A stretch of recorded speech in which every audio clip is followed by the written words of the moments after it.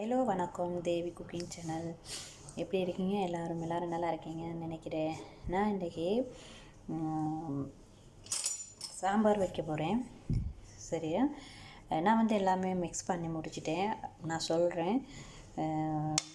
Cauliflower போட்டிருக்கிறேன், கிழங்கு,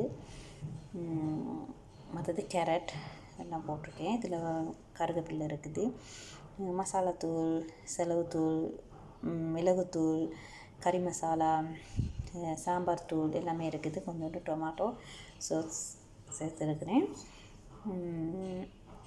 மற்றது நான் இப்போ ஆனியன் கட் பண்ணி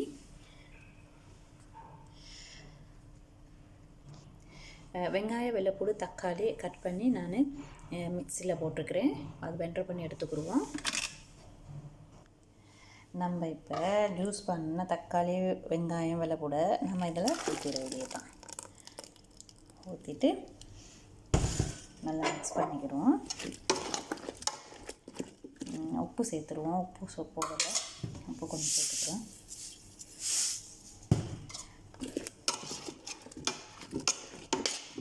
நான் ஆயில் சேர்க்கலை.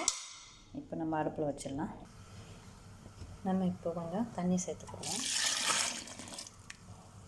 வேக விட வேண்டியதான். நல்லா கொதிக்க விடுவோம். நல்லா வெந்து வரட்டும். இதுக்கு பிற்பாடு எண்ணெய் நான் ஊற்ற மாட்டேன், ஆயில் ஊற்றுறதில்ல. நம்ம என்ன செய்யலாம், ஆயில் ஊற்றவானாம் கேட்டால் இது அரபு நாட்டு சமையல்னால இங்கே ஆயில் சாப்பிட மாட்டாங்க. ஆயில் நான் ஊற்றலை. பாருங்கள் சாம்பார் எப்படி வந்துருச்சுன்னு. நல்லாயிருக்கும். நீங்களும் ஒரு தடவை ட்ரை பண்ணி பாருங்கள். ஆயில் தேவையில்லை, நல்லாவே இருக்கும்.